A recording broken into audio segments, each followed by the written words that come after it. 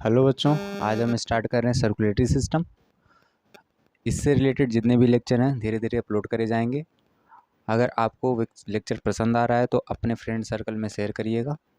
ठीक है, चलिए स्टार्ट करते हैं। और मेक श्योर करिएगा कि जब भी आप पढ़ाई करने बैठें तो कॉपी और पेन साथ में हो, जिससे कि आप नोट्स भी तैयार करते चले। सर्कुलेटरी सिस्टम की मीनिंग होती है परिसंचरण तंत्र। परि मतलब होता है चारों तरफ, संचरण मतलब होता है ट्रांसपोर्ट करना। यानी हमारी बॉडी में चीज़ों को एक जगह से दूसरी जगह पे ट्रांसपोर्ट करने के लिए जो सिस्टम है उसी को हम क्या बोल रहे हैं, सर्कुलरी सिस्टम। ट्रांसपोर्टेशन में क्या क्या ट्रांसपोर्ट हो सकता है? ऑक्सीजन हो सकती है, फूड्स हो सकते हैं, न्यूट्रिएंट्स हो सकती हैं, कार्बन डाइऑक्साइड हो गया, एक्सक्रीटरी वेस्ट हो गए, हार्मोन्स हो गए। तो इन सब चीज़ों को ट्रांसपोर्ट कराने के लिए जो सिस्टम है उसी को क्या नाम दिए? सर्कुलरी सिस्टम। ये एक टाइप की ऑर्गन सिस्टम होती है। अगर बॉडी में बात करें टोटल ऑर्गन सिस्टम कितने होते हैं तो 11 ऑर्गन सिस्टम होते हैं, जिसमें से एक हमारा सर्कुलेटरी सिस्टम है। ठीक है ना, वही चीज़ हमने यहाँ पे लिखी है। अगर पूछा जाए सर्कुलेटरी सिस्टम किसके बदौलत ट्रांसपोर्ट चीज़ें हो रही हैं, तो इसमें मेन 2 टाइप की फ्लूइड्स आती हैं, एक ब्लड आता है और एक लिम्फ आता है। ठीक है, उसको आगे हम डिस्कशन करेंगे।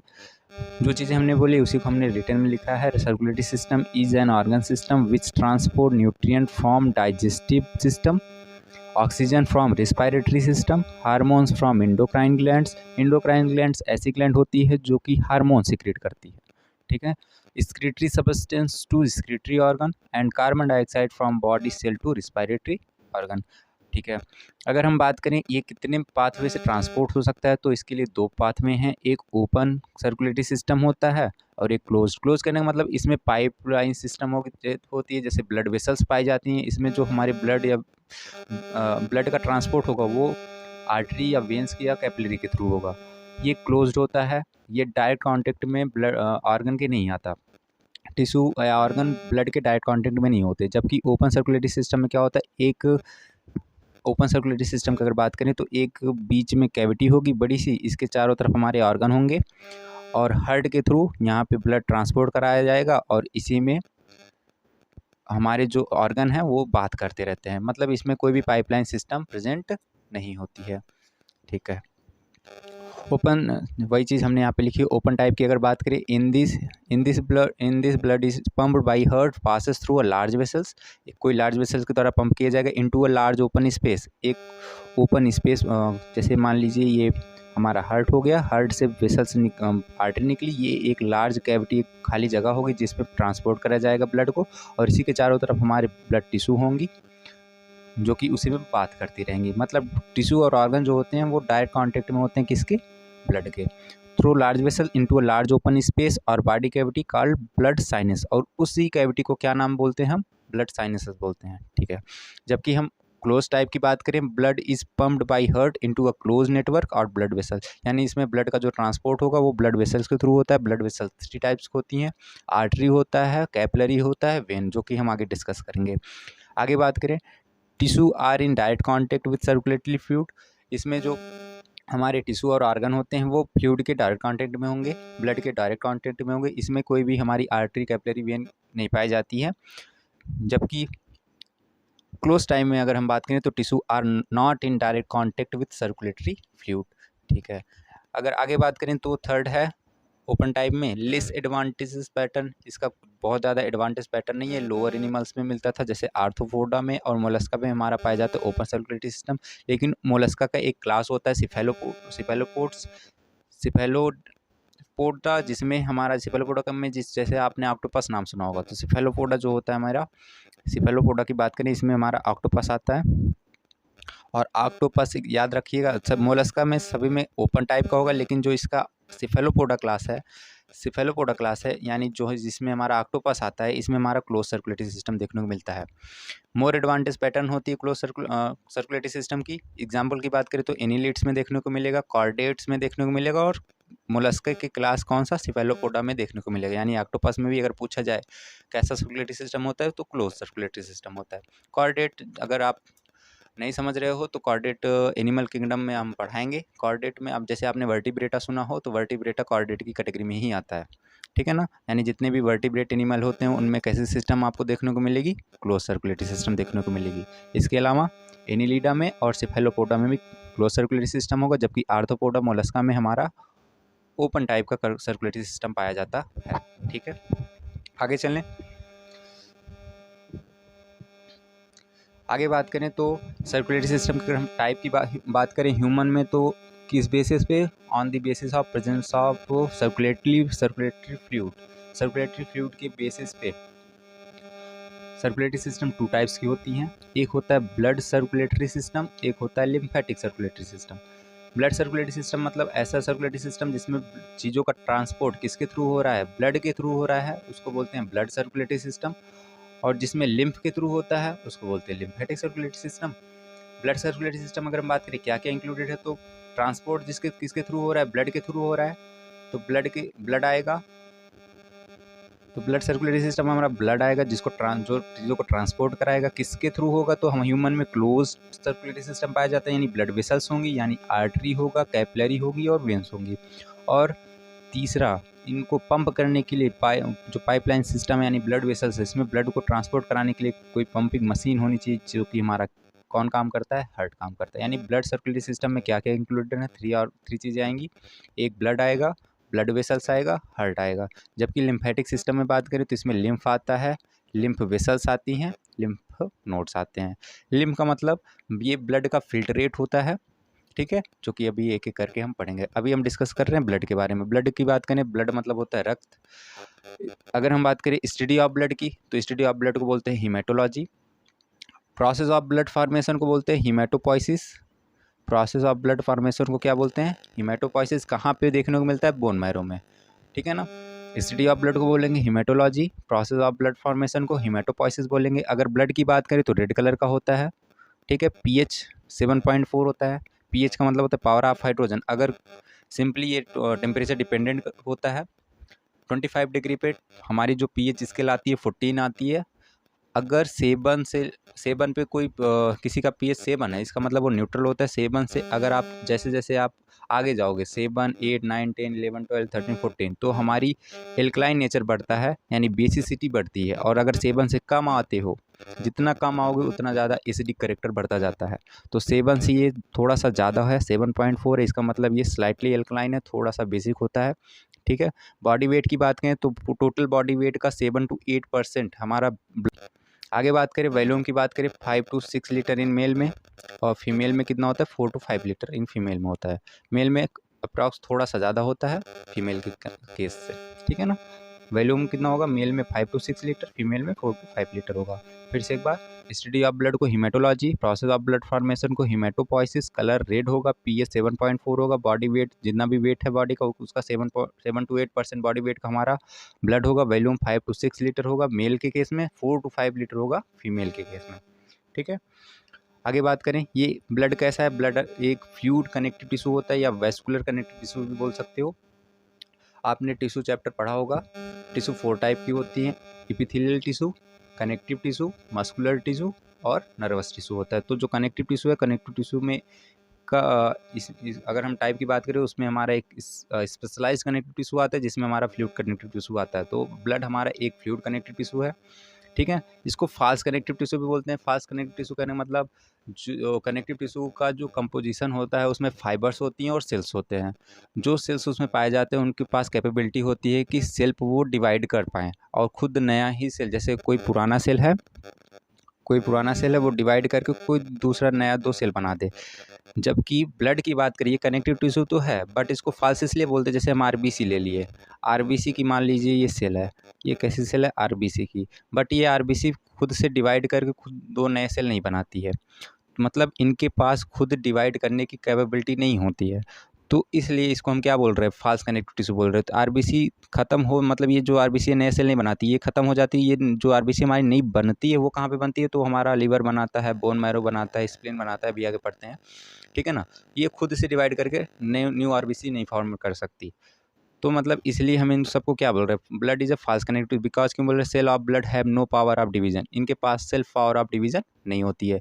Fibre are completely absent in blood, जबकि कनेक्टिव टिश्यू में फाइबर बहुत ज़्यादा अमाउंट में होते हैं, इसमें क्या है, फाइबर्स आर कम्प्लीटली एब्सेंट, ठीक है। तीसरा बात करें, matrix of blood is produce and synthesise by liver and lymphoid organ. ये मैट्रिक्स खुद से भी नहीं बन पा रहे हैं, ये कहाँ बन रहे हैं, लिम्फाइड ऑर्गन में और लिवर में फॉर्म हो रहा है। इसलिए हम इसको क्या बोल सकते हैं, blood is a fast connective tissue, ठीक है ना। फ्लूइड कनेक्टिव टिश्यू तो है, बट वो सारी प्रॉपर्टी नहीं फॉलो कर रही जो होनी चाहिए थी, इसलिए इसको हम फाल्स कनेक्टिव टिश्यू भी बोला जाए। कभी पूछेगा blood is a false connective tissue तो ऑप्शन ट्रू रहेगा मेरा। ठीक है, आगे चलते हैं।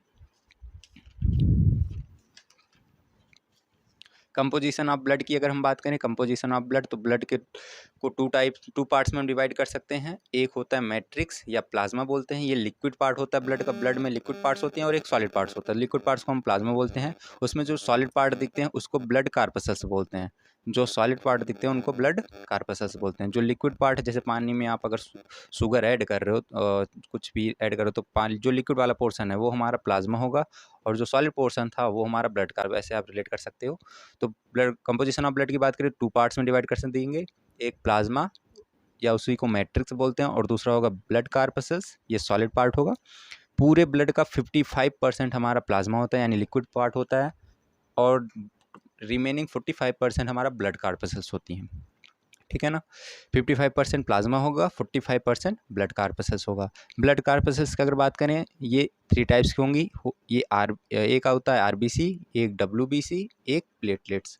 तो 3 टाइप्स की ब्लड कार्पसल्स होंगी। आरबीसी का नाम आपने सुना होगा, रेड ब्लड सेल्स या रेड ब्लड कार्पसल्स बोलते हैं, वाइट ब्लड कार्पसल्स और प्लेटलेट्स। इनका एक और नाम होता है, आरबीसी को बोलते हैं इराथ्रोसाइट, डब्ल्यूबीसी को बोलते हैं ल्यूकोसाइट, और प्लेटलेट्स को बोलते हैं थ्रोम्बोसाइट।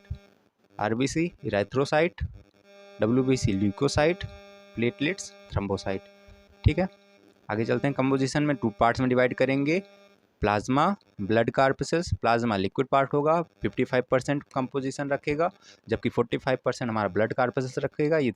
अगेन 3 कार्पसल्स में डिवाइड करेंगे, RBC, WBC, platelets, erythrocyte, leucocyte, thrombocyte. अगर हम प्लाज्मा की बात करें तो plasma of blood is called matrix of blood is called plasma, यानी लिक्विड पार्ट को ही हम क्या बोल रहे हैं, प्लाज्मा बोल रहे हैं। इसकी कलर की अगर हम बात करें तो पेल येलो कलर का होता है। किस लिए होता है, ड्यू टू इसमें एक पिगमेंट होता है यूरोबिलिनोजन या बिलिरुबिन बोलते हैं। तो बिलिरुबिन ये पिगमेंट होता है, ठीक है ना, जो कि कलर देता है। ठीक है, पेल येलो कलर का कलर देता है। आगे बात करें कंपोजिशन ऑफ प्लाज्मा की बात करें तो इसमें 90 to 92% हमारा वाटर होता है, 90 से 92% हमारा वाटर देखने को मिलेगा। बाकी रिमेनिंग यानी 8 to 10% हमारे सॉलिड पार्ट्स होते हैं, जैसे ऑर्गेनिक और इनऑर्गेनिक कंपाउंड्स होंगे। ठीक है, प्लाज्मा की बात करें, प्लाज्मा ब्लड का 55% पार्ट होता है। इसका अगर हम बात करें तो इसमें जो वाटर है वो 90 से लेकर 92% तक है, सॉलिड पार्ट 8 to 10% तक होते हैं, जिसमें ऑर्गेनिक और इनऑर्गेनिक कंपोनेंट देखने को मिलेगा। ऑर्गेनिक पार्ट ऑफ प्लाज्मा की अगर बात करें तो 8 to 10 हमारे सॉलिड पार्ट्स थे प्लाज्मा के, उसमें से जो ऑर्गेनिक वाला है वो 7 to 9% होता है। फिर समझना, प्लाज्मा का सॉलिड पार्ट 8 to 10% होता है, इसमें हमारे ऑर्गेनिक इनऑर्गेनिक दोनों आते हैं। इसमें से जो ऑर्गेनिक पार्ट है वो कितना रख रहा है, 7 to 9%। बाकी जो बच गए वो हमारे किस में आ जाएंगे, इनऑर्गेनिक कंपाउंड्स में आ जाएंगे। तो organic parts of plasma 7 to 9% होती है, जिसमें हमारे प्रोटीन्स आते हैं, मैक्सिमम प्रोटीन होता है। इन 7 to 9% में मैक्सिमम प्रोटीन होता है, जो कि कितना परसेंट रख रहा है, 6 to 7% रख रहा है। मतलब ऑर्गेनिक पार्ट्स ऑफ प्लाज्मा की अगर बात करें तो मेनली प्रोटीन्स ही होते हैं, 6 to 7%, बाकी रिमेनिंग अदर पार्ट्स होते हैं। तो प्रोटीन की बात करें, जैसे इसमें हमारा एल्बुमिन आएगा, ग्लोबुलिन आएगा, ठीक है, फाइब्रिनोजन आएगा, प्रोथ्रोम्बिन आएगा। तो ये हमारे प्रोटीन्स हैं। एल्बुमिन की बात करते हैं, ये प्रोटीन में सबसे ज़्यादा होता है, मैक्सिमम अमाउंट में होता है, 4% होता है। कहाँ बनते हैं, तो produced and synthesised by liver. ठीक है, और ये दूसरी खासियत इसकी याद रखिएगा, तो स्मॉलेस्ट प्लाज्मा प्रोटीन है। पूछा जाए प्लाज्मा का स्मॉलेस्ट प्रोटीन तो एल्बुमिन। ग्लोबुलिन की बात करें, ये 2 to 2.5% होता है, ये भी लीवर में ही बनता है। इसका काम क्या है, ट्रांसपोर्ट कराना या carry substance in body, help in formation of immunity बनाने में काम करती है, यानी ये हमारी इम्यूनोग्लोबुलिन सेल बनाती हैं। 5 टाइप की सेल्स होती हैं, ठीक है, जो कि बैक्टीरिया, वायरस और टॉक्सिक सब्सटेंस को डिस्ट्रॉय करने का काम करता है, एंटीबॉडी बनाने का काम करती हैं ग्लोबुलिन सेल। ठीक है, ग्लोबुलिन सेल की बात करें तो ये 3 टाइप्स की होती हैं, अल्फ़ा ग्लोबुलिन, बीटा ग्लोबुलिन और गामा ग्लोबुलिन। ग्लोबुलिन क्या था, 2 to 5% होगा, लीवर में बनेगा, ट्रांसपोर्ट कराने में मदद करेगा, एंटीबॉडी फॉर्मेशन में मदद करेगा, यानी इम्यूनिटी बनाने में मदद करेगा, और बैक्टीरिया, वायरस और टॉक्सिक सब्सटेंस को डिस्ट्रॉय करने में मदद करेगा। ये अगेन 3 टाइप्स की होती हैं, अल्फ़ा ग्लोबुलिन होता है, बीटा ग्लोबुलिन होता है और गामा ग्लोबुलिन होता है। अल्फ़ा ग्लोबुलिन बीटा ग्लोबुलिन और गामा ग्लोबुलिन। अल्फा ग्लोबुलिन की एग्जांपल की बात करें तो सेरुलोप्लाज्मिन आता है। सेरुलोप्लाज्मिन, सेरु का मतलब होता है, यहाँ पे आप कापर लीजिएगा, ये कापर कैरिंग प्रोटीन होती है, कापर का ट्रांसपोर्ट कराती है। बीटा ग्लोबुलिन की बात करें तो ये ट्रांसफेरिन आता है, आयरन कैरिंग प्रोटीन्स होती हैं ये, ठीक है। और गामा ग्लोबुलिन की बात करें तो गामा ग्लोबुलिन ये क्या बनाती हैं, एंटीबॉडीज़ बनाती हैं, हम जो पहले कर रहे थे, यानी एंटीबॉडी यानी इम्यूनोग्लोबुलिन्स बनाने में काम करती हैं। कितने टाइप्स की, 5 टाइप्स की ये इम्यूनोग्लोबुलिन सेल्स बनाती हैं। इनका नाम होता है IgG, IgA, IgM, IgD, IgE, ठीक है। ग्लोबुलिन हमारे 3 टाइप्स के सेल्स थे, अल्फा सेल थे, बीटा ग्लोबुलिन था और गामा ग्लोबुलिन था। जो हमारा गामा ग्लोबुलिन होता है ये इम्यूनोग्लोबुलिन यानी एंटीबॉडीज़ बनाने में मदद करते हैं। ये 5 टाइप्स की एंटीबॉडीज़ बनाते हैं, जैसे IgG, IgA, IgM, IgD, IgE। IgG को बोलते हैं गामा इम्यूनोग्लोबुलिन, IgA को A से आप अल्फ़ा रिलेट कर लीजिएगा, अल्फ़ा इम्यूनोग्लोबुलिन बोलते हैं। यम से म्यू, आपने म्यू सुना होगा, तो IgM को म्यू इम्यूनोग्लोबुलिन भी बोलते हैं। IgD को D से डेल्टा याद रखिएगा, डेल्टा इम्यूनोग्लोबुलिन बोलेंगे। IgA से यफ, इसको साइलेंट बोलते हैं, यफ साइलेंट इम्यूनोग्लोबुलिन हो गया। तो IgG, IgA, IgM, IgD, IgA 5 type के हमारे इम्यूनोग्लोबुलिन होते हैं, ठीक है। आगे बात करें तो हमारा 3 टाइप हो गया, एल्बुमिन हुआ, ग्लोबुलिन हुआ, और ठीक है। आगे बात करें, तीसरा आता है हमारा प्रोथ्रोम्बिन की, और ये कितना परसेंट होता है, 0.3% होता है।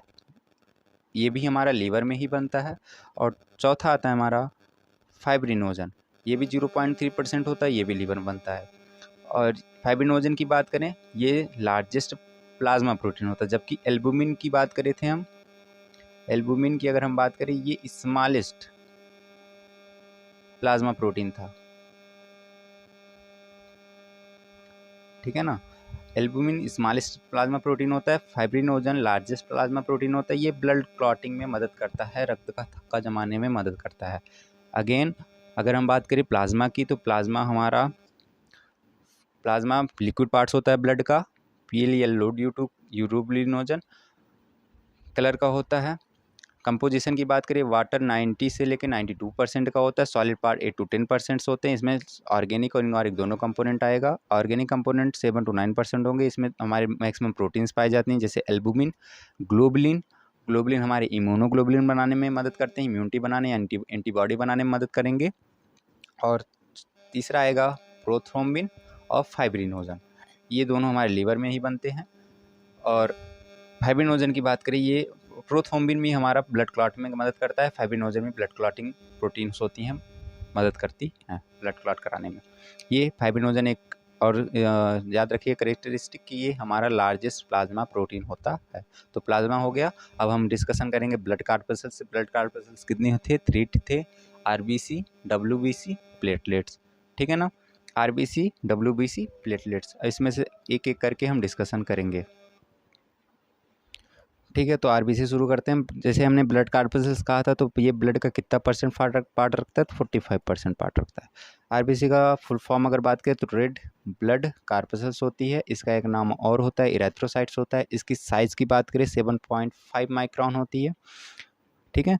1 माइक्रॉन इक्वल टू होता है 10⁻⁻6 मीटर, ठीक। आगे बात करें मैमेलियन जो RBC होती है, यानी मैमल्स मतलब ऐसे एनिमल्स जिनके पास मेमोरी ग्लैंड होती है, यानी मिल्क सिक्रेटरी ग्लैंड होती है, उनको मैमल बोलते हैं, ठीक है। तो मैमेलियन जो RBC होती हैं वो किस शेप की होती है, बाइकॉनकेव शेप की होती हैं। बाइकॉनकेव मतलब जिनके दोनों फेस कैसे हों, कॉनकेव शेप के हों, सर्कुलर होती हैं और नॉन न्यूक्लिएटेड होती हैं। नॉन न्यूक्लिएटेड मतलब न्यूक्लियस अब्सेंट होता है, न्यूक्लियस क्या होगा, अब्सेंट होगा, ठीक है। RBC का फुल फॉर्म था रेड ब्लड कार्पसेल्स या इरेथ्रोसाइट बोलते हैं। साइज 7.5 माइक्रॉन होती है। मैमल्स की अगर RBC की अगर बात करें तो ये बाइकॉनकेव शेप की होंगी, सर्कुलर होंगी और नॉन न्यूक्लिएटेड होंगी, न्यूक्लियस अब्सेंट होगा। बाइकॉनकेव किस लिए होती हैं, तो ये बाइकॉनकेव जो इसका स्ट्रक्चर है ये इंक्रीज करता है क्या, सरफेस एरिया बढ़ाने का काम करता है। बाई कॉनकेव वैसे आप ये ऐसे समझ सकते हो, ये कुछ ऐसा, दोनों साइड कैसे होंगे, कॉनकेव शेप के होंगे और सर्कुलर होंगे, और न्यूक्लियस क्या होगा इसमें, एब्सेंट होगा। ठीक है ना। तो ये हमारा आरबीसी था। मेमेलियन आरबीसी कैसा होगा, बाइकॉनकेव शेप होगा, सर्कुलर होगा, नॉन न्यूक्लिएटेड होगा, न्यूक्लियस एब्सेंट होगी। बाइकॉनकेव क्या करेगा, इंक्रीज सरफेस एरिया करने का काम करेगा। अगर ये हम बात करें RBC formation at the time of origin, जब ये बन रहा होता है तो न्यूक्लियस इज प्रेजेंट, तो वहाँ पे न्यूक्लियस प्रेजेंट होता है, but degenerate during maturation process. जब ये मेचुरेशन प्रोसेस में जाता है, मेच्योर होने के लिए जाता है, तो तब ये इसकी न्यूक्लियस क्या हो जाती है, अब डीजनरेट कर जाती है। समझ में आया ना। जब इसकी ओरिजिन होती है तो न्यूक्लियस होता है, बट धीरे धीरे क्या होता है, मेचुरेशन प्रोसेस तक इनकी क्या होती है, न्यूक्लियस डीजनरेट कर जाती है। तो हम इसको नॉन न्यूक्लियर टर्म यूज करते हैं। आगे बात करें, जैसे आरबीसी में हमारा एंडोप्लाज्मिक रेटिकुलम क्या करता है, सेल को इंडोस्केलेटन प्रोवाइड कराता है, जो कि आरबीसी में एब्सेंट होता है। एंडोप्लाज्मिक रेटिकुलम हुआ, माइटोकॉन्ड्रिया हुई, गाल्जी कॉम्प्लेक्स हुआ, ये सब हमारे आरबीसी में एब्सेंट होते हैं। आरबीसी में ना तो न्यूक्लियस पाया जाएगा, ना एंडोप्लाज्मिक रेटिकुलम होगा, ना तो माइटोकॉन्ड्रिया होगा, ना गाल्जी कॉम्प्लेक्स होगा। माइटोकॉन्ड्रिया नहीं होती है, यानी माइटोकॉन्ड्रिया हमारा power house of the cell बोलते हैं, क्योंकि यहाँ पे हमारा ग्लूकोज का ब्रेकडाउन होता है ऑक्सीजन की प्रेजेंस में। ठीक है ना। और जब भी ग्लूकोज का ब्रेकडाउन ऑक्सीजन की प्रेजेंस में होता है तो उसको एरोबिक रिस्पायरेशन बोलते हैं। अब यहाँ पे माइटोकॉन्ड्रिया है नहीं, तो ग्लूकोज का ब्रेकडाउन जो होगा वो एनाएरोबिक होगा। एनाएरोबिक कहने का मतलब विदाउट ऑक्सीजन की प्रेजेंस में क्या होगी, ग्लूकोज का ब्रेकडाउन होगा। और जब विदाउट ऑक्सीजन ग्लूकोज का ब्रेकडाउन होता है तो इस टाइप की रिस्पायरेशन को क्या बोलते हैं, एनाएरोबिक रिस्पायरेशन बोलते हैं। यानी आरबीसी में किस टाइप की रिस्पायरेशन देखने को मिलेगा, एनाएरोबिक रिस्पायरेशन देखने को मिलेगा। प्लाज्मा मेम्ब्रेन की बात करें तो प्लाज्मा मेम्ब्रेन कुछ सिलेक्टिव होती है, कुछ आयनों के लिए परमिएबल, कुछ आयनों के लिए इम्परमिएबल होती है। एक डोनन्स एक साइंटिस्ट थे, उन्होंने बताया था ऐसी मेम्ब्रेन जो कि क्लोरीन और बाइकार्बोनेट के लिए क्या हो, परमिएबल हो, और सोडियम और पोटेशियम आयन के लिए इम्परमिएबल हो, उसको बोलते हैं हम डोनन्स मेम्ब्रेन या डोनन्स फिनोमिनन बोलते थे, और ऐसी मेम्ब्रेन को हम बोलते हैं डोनन्स मेम्ब्रेन। तो प्लाज्मा मेम्ब्रेन क्या होती है, डोनस, इसको आरबीसी के प्लाज्मा मेम्ब्रेन को डोनस मेम्ब्रेन भी बोलते हैं, क्योंकि ये हमारे क्लोरीन और बाइकार्बोनेट आयन के लिए परमिएबल होती हैं, बट सोडियम और पोटेशियम आयन के लिए क्या होती हैं, इम्परमिएबल होती हैं। ठीक है ना। और इस फिनोमिनन को बोलते हैं डोनन्स फिनोमिनन। ठीक, आगे चलें। अगर हम सिंगल आरबीसी की बात करें तो इसका जो कलर होता है वो पेल येलो कलर का होता है, जबकि ग्रुप ऑफ आरबीसी की बात करें तो रेड कलर का होता है। रेड इसलिए होता है क्योंकि यहाँ पे रेड कलर्ड रिस्पायरेटरी पिगमेंट पाई जाती है, जिसका नाम होता है हीमोग्लोबिन। समझ में आया ना। अगर सिंगल होगा तो पेल येलो कलर का होगा। ग्रुप ऑफ आरबीसी अगर बात करें तो रेड कलर की अपीयर होती है। रेड कलर अपीयर इसलिए होता है कि उसमें रिस्पायरेटरी पिगमेंट होती है जो कि रेड कलर का होता है, उसका नाम होता है हीमोग्लोबिन। ठीक है, हीमोग्लोबिन प्रेजेंट होती है। अगर हम एक आरबीसी की बात करें, एक आरबीसी में 26.5 करोड़ मॉलिक्यूल ऑफ हीमोग्लोबिन देखने को मिलता है। एक आरबीसी में कितने हीमोग्लोबिन देखने को मिलते हैं, 26.5 करोड़ मॉलिक्यूल्स ऑफ हीमोग्लोबिन देखने को मिलते हैं। हीमोग्लोबिन की बात करें, हीमोग्लोबिन दो वर्ड से मिल के बना है, haem plus globulin. Haem plus globulin, haem का मतलब होता है आयरन एंड प्रोफायरिन, और ग्लोबुलिन का मतलब होता है प्रोटीन। आयरन किस स्टेट में पाया जाता है, तो पूछा जाए तो Fe2+ की स्टेट में पाया जाता है। ठीक है ना। अगर हम बात करें एक हीमोग्लोबिन की बात करें तो एक हीमोग्लोबिन जो होता है, हमने कहा ये रिस्पायरेटरी पिगमेंट होता है। रिस्पायरेटरी पिगमेंट मतलब ऑक्सीजन को कैरी करता है। लंग एल्वलाई से ये क्या करेगा, जब ब्लड कैपिलरी में जब ऑक्सीजन आएंगी तो वहाँ से ऑक्सीजन को लेगा। एक हीमोग्लोबिन कितने ऑक्सीजन को अपने साथ बाइंड कराता है, 4 ऑक्सीजन मॉलिक्यूल को अपने साथ बाइंड करा के सारे ऑर्गन से टिश्यू से सेल तक ले जाने का काम करता है। ठीक है ना। तो इसलिए इसको बोलते हैं रिस्पायरेटरी पिगमेंट भी बोलते हैं। ठीक, एक हीमोग्लोबिन कितने ऑक्सीजन को कैरी करेगा, 4 ऑक्सीजन मॉलिक्यूल को कैरी करेगा। अगर इसकी लाइफ स्पैन की बात करें तो कितने दिन तक होती है, अप्रॉक्स 120 दिन। ठीक है ना, 120 से 127 दिन के आसपास इसकी लाइफ टाइम होती है। ग्लोबुलिन मतलब प्रोटीन हो गया। हीमोग्लोबिन दो वर्ड से मिलकर बना होता है, haem plus globulin. Haem iron, globulin मतलब प्रोटीन। किस स्टेज में पाया जाएगा, Fe2+ की स्टेज में पाया जाएगा। ठीक है ना। एक हीमोग्लोबिन कितने ऑक्सीजन मॉलिक्यूल को कैरी करेगा, तो 4 ऑक्सीजन मॉलिक्यूल को कैरी करेगा। डेज कितनी होंगी, 120 डेज होंगी। साइज ऑफ आरबीसी की अगर हम बात करें, हम पहले ही बताए थे कितना होगा, 7.5 माइक्रॉन इसकी साइज होगी। 7.5 माइक्रॉन इसकी क्या होगी, साइज होगी। ठीक है ना। कलर कैसा होगा, अगर सिंगल है तो पेल येलो कलर का होगा, ग्रुप में है तो रेड कलर का होगा। ठीक है। एक हीमोग्लोबिन में कितने एक आरबीसी में कितने हीमोग्लोबिन होंगे, 26.5 करोड़ मॉलिक्यूल ऑफ हीमोग्लोबिन पाया जाता है। ठीक। आरबीसी काउंट की बात करते हैं। आरबीसी काउंट मतलब number of RBC in per cubic m of blood, यानी 1 एम मिलीमीटर क्यूब में जितने नंबर ऑफ आरबीसी प्रेजेंट होते हैं उसी को बोलते हैं आरबीसी काउंट। ठीक है ना। जैसे बात करें 1 एम क्यूब में, यानी मेल में अगर बात करें तो 5.5 मिलियन पर एम क्यूब हमारा आरबीसी होता है, यानी 5.5 मिलियन नंबर्स में हमारे आरबीसी प्रेजेंट होते हैं। फीमेल के केस में 4.5 मिलियन पर एम क्यूब हमारे क्या होंगे, आरबीसी काउंट आती है। न्यू बॉर्न बेबी में 6.8 एम क्यूब होता है, और रैबिट में 7 मिलियन पर एम क्यूब होता है, और फ्रॉग में बात करें 0.5 मिलियन पर एम क्यूब हमारे आरबीसी देखने को मिलते हैं। RBC count number of RBC in per cubic m of blood is called RBC count. Male में 5.5 मिलियन, फीमेल में 4.5 मिलियन, न्यू बॉर्न बेबी में 6.8 मिलियन, रैबिट में 7 मिलियन, फ्रॉग में 0.4 मिलियन हमारे आरबीसी के नंबर होते हैं। ठीक है ना। आगे बात करें फॉर्मेशन ऑफ आरबीसी की अगर हम बात करते हैं तो इसको बोलते हैं the process of formation of RBC is known as erythropoiesis. क्या बोलेंगे, इरेथ्रोपोइसिस। जबकि ब्लड के फॉर्मेशन को हिमेटोपोइसिस, आरबीसी के फॉर्मेशन को, आरबीसी का सेकंड नेम होता था इरेथ्रोसाइट, आरबीसी का सेकंड नेम क्या होता था, इरेथ्रोसाइट, और इरेथ्रोसाइट के फॉर्मेशन को बोलेंगे इरेथ्रोपोइसिस। पोइसिस लगाओ, इसका मतलब फॉर्मेशन हो रहा है। ठीक है ना। तो हिमेटोपोइसिस ब्लड का फॉर्मेशन, इरेथ्रोपोइसिस आरबीसी का फॉर्मेशन। और ऑर्गन विच प्रोड्यूस आरबीसी, ऐसे ऑर्गन जो आरबीसी प्रोड्यूस करते हैं उनको इरेथ्रोपोइटिक ऑर्गन बोलते हैं। ऐसे ऑर्गन जो हमारे आरबीसी को क्या करते हैं, प्रोड्यूस करते हैं, उनको बोलते हैं इरेथ्रोपोइटिक ऑर्गन बोलते हैं। ठीक है। इसके लिए जो हार्मोन्स स्टिमुलेट कराता है इरेथ्रोपोइसिस को, उसका नाम होता है इरेथ्रोपोइटिन।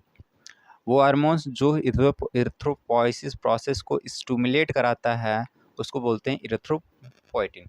ठीक है ना। और पूछा जाए ये इरेथ्रोपोइटिन हार्मोन्स कहाँ से सिक्रेट होता है, तो मेन किडनी और little amount by liver, mainly kidney और लीवर के द्वारा ये इरेथ्रोपोइटिन हार्मोन सिक्रेट होता है, जो कि इरेथ्रोपोइसिस प्रोसेस को स्टिमुलेट कराता है। ठीक है ना। इरेथ्रोपोइसिस क्या होता था, the process of formation of RBC. ठीक है। ऑर्गन की बात करें, आरबीसी एम्ब्रियोनिक स्टेज में कहाँ बनते थे, तो ये हमारे एम्ब्रियोनिक स्टेज में आरबीसी जो बनती है वो लीवर में, स्प्लीन में, प्लेसेंटा में और थाइमस ग्लैंड में बनती हुई दिखती है। ठीक है ना। एम्ब्रियोनिक स्टेज में आरबीसी कहाँ बनेगी, liver, spleen, placenta, thymus gland में। अडल्ट स्टेज में आरबीसी कहाँ बनती है, आरबीसी बनती है रेड बोन मैरो। आरबीएम का मतलब होता है रेड बोन मैरो। ठीक है ना। ठीक है। During embryonic stage liver, spleen, placenta और थाइमस ग्लैंड में हमारे आरबीसी बनती हैं। अडल्ट स्टेज में रेड बोन मैरो में स्पॉन्जी बोन जब आप पढ़ोगे तो वहाँ पे आप रेड बोन मैरो पढ़ोगे तो वहाँ पे हमारा अडल्ट स्टेज में आरबीसी बनता है। ठीक। अगर हम बात करें तो डेली 1% ऑफ आरबीसी डिस्ट्रॉय हो जाती है, बट उतना फिर से ऐड कर दिया जाता है, उतना रोज बन जाता है। ठीक है ना। तो ऐसा कोई प्रॉब्लम नहीं, 1% आरबीसी रोज डिस्ट्रॉय हो जाती है और रोज फिर से रिमेनिंग उतना कंप्लीट फॉर्मेशन भी हो जाता है। डिस्ट्रॉय कहाँ होती है, तो स्प्लीन में होती है। पूछा जाए आरबीसी डिस्ट्रॉय कहाँ होती है, तो स्प्लीन में होती है। स्प्लीन, इसलिए स्प्लीन को क्या बोलते हैं, ग्रेवयार्ड ऑफ आरबीसी बोलते हैं। और स्प्लीन में जो हमारे नए ब्लड कार्पसेस हैं उनका फॉर्मेशन होता भी रहता है, इसलिए उसको बोलते हैं ब्लड बैंक ऑफ बॉडी।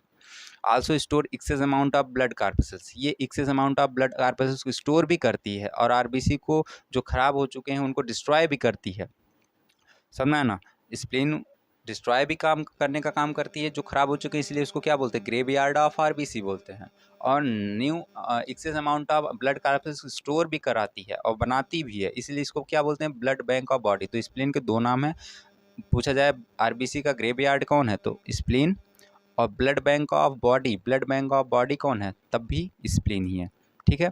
आगे टर्म आता है एनीमिया। एनीमिया मतलब होता है डिक्रीज इन आरबीसी काउंट। अभी हमने आरबीसी काउंट पढ़ा था, मेल में 5.5 मिलियन था, फीमेल में 4.5 मिलियन था, रेबिट में 7 मिलियन था, न्यू बॉबी में 6.8 मिलियन था। आरबीसी काउंट में अगर डिक्रीजमेंट हो रही है तो उसी को हम नाम देते हैं एनीमिया, ठीक है ना। Decrease in RBC count condition को ही नाम क्या देते हैं, एनीमिया बोलते हैं। एनीमिया की बात करें, एनीमिया मेनली 2 टाइप्स होती हैं, ठीक है। एक मैक्रोसिटिक एनीमिया होती है, एक माइक्रोसिटिक एनीमिया होती है। एक मैक्रोसिटिक, माइक्रो,